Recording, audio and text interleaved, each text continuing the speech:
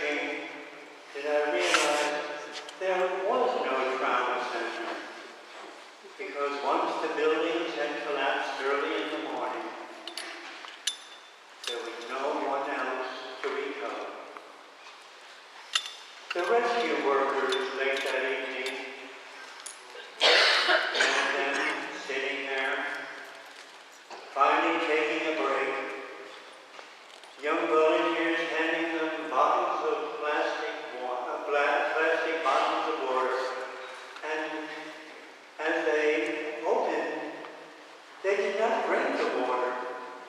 First, they poured the water into their eyes to get the dust and the ashes out so they could see. And then, after squishing their mouths for quite a while to clean them of the dust and ashes, finally, they quenched their thirst. One lovely young female police officer with her 10 compatriots coming to me and saying, "Father, please, a blessing. We're lucky to be alive." As we were ready to move into the tower this morning, at the last moment, our supervisor stopped us and said, "No one's going to go in unless I have your name in print on this paper." And as we wrote our names down and got ready to rush into the building, it collapsed in front of us. But what struck me was not their lucky escape, but that it happened at 10 o'clock in the morning. And here it was now 8 o'clock in the evening, and they were still working and working, trying to do what they can to bring people out safely. My shock when I entered the temporary headquarters to be greeted by the commanding officer, "Father, one of your best, our first confirmed casualty, our fire chaplain, Mikhail Schuck." But I want to focus for a moment on one firefighter. His name, Joe Lee. He was from my home parish. His family grew up the street next to mine. And when I was a young priest working the parish, he was getting ready for his first communion. He eventually grew up, married, and moved to suburban. That morning, he was a lieutenant leading Ladder Company 15. And he made his way up to the 78th story of the Southern Tower. And there, later on, many months later, his radio and transcripts were found on a recording. From the 78th story, he's pleading with those in the lobby to get more men up here. 78 is where the plane had impacted. And he's saying there are bodies all over, but some are still breathing.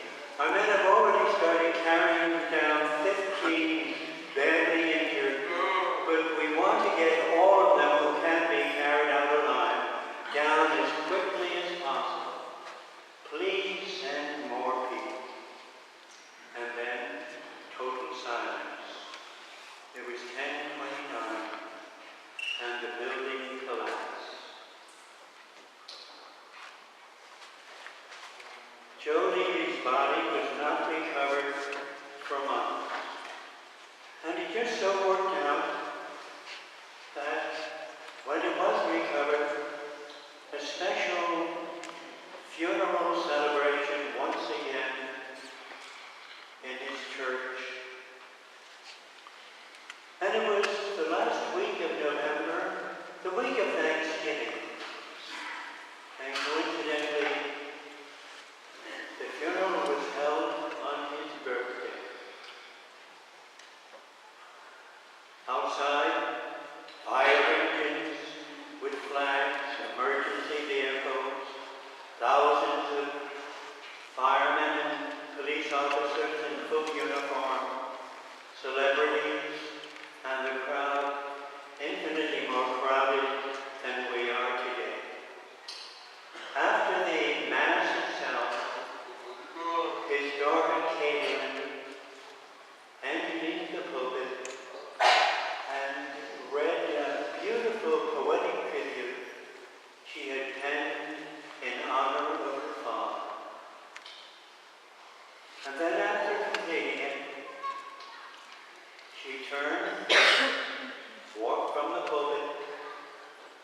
back to the main altar, turn to the flag-draped coffin of her father, snapped her beautiful military salute, and whispered in a loop that carried throughout the whole church, whispering, "Happy birthday, Father.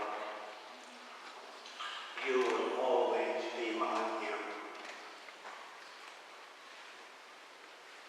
I want to concentrate today, however, on a different episode, an experience from another part of the world. Susie, you spent years here from Australia. On the week of 9/11, she was home in Australia. And I write, "My emotions are crystallized in the words of a young Australian girl who lived here in this village. The Sunday after the terrorist attack on the World Trade Center, Susie described her experience. I gathered my Sunday school class in my home parish in Melbourne. Though only 4 or 5 years old, each in the class was well aware of the terrorist attack. As always, our youngsters began class with a prayer. Then, instead of a gospel reading, I reminded them of the tragic events they had witnessed on television. Each then went off alone for 15 minutes of silent meditation. When we reassembled, one 5-year-old immediately spoke out, 'Susie, when I shut my eyes, I found myself in the village of Nazareth. I was standing in a window outside the home of Jesus, Mary, and Joseph. I could see into the living room. Mother Mary was sitting there all alone. She had a large cord stretched over her lap. It was torn and burned and falling apart. It was a flag of the United States of America, and Mary was patching it together again. Well, my strongest conviction is that here in Medjugorje, Mother Mary has a flag of the whole world stretched over her lap, torn and burned and falling apart, and she, the gospel Queen of Peace, is patching it together again. But she is not alone. In all parts of the world, we are helping her. I think of the youth rally. On the opening night, not an American flag is carried, nor the UN, nor the European Union flag, but there are 60 or 70 flags from every nation of the world, and carried by audacious young teenagers, energized by their love for their own homeland. A young girl shouting in her cowboy hat and her boots, "Hi all, greetings from Texas and the United States." A threesome shouting, "Viva España!" An Australian, "Good day." A Korean, "Yo Sayo." Croatian, "Ale Jesu imali." An Italian, "Ciao." The whole world joined as one in song, laughter, and adoration. A few days before that, a peace march beginning at 6 in the morning in a nearby village, and a 4-hour walk here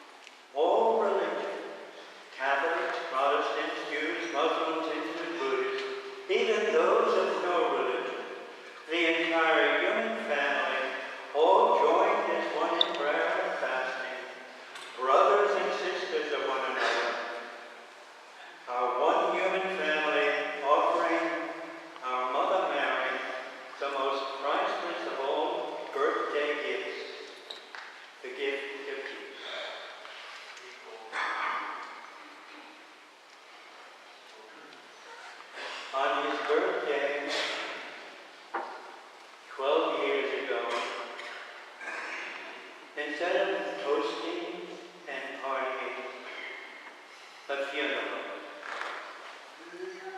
And his daughter Caitlin concluded her tribute to Fire Battalion Chief Joseph Lee by sharing a poem she had penned that as she descended from the pulpit, majestically walked to the altar. In front of it, she turned to the flat-roofed coffin of her father, snapped a sharp military salute, and in a gentle whisper that lilted through the congregation, "Happy birthday, Dad. You will always be my hero." This weekend, as I concluded my thoughts on war, prayer, and fasting, belatedly, but why not now, I leave the pulpit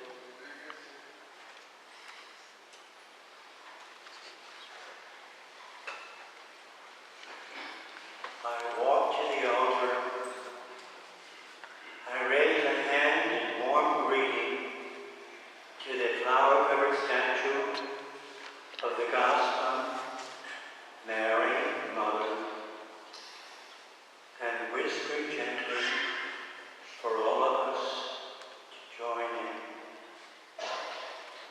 Happy birthday, Mom. You will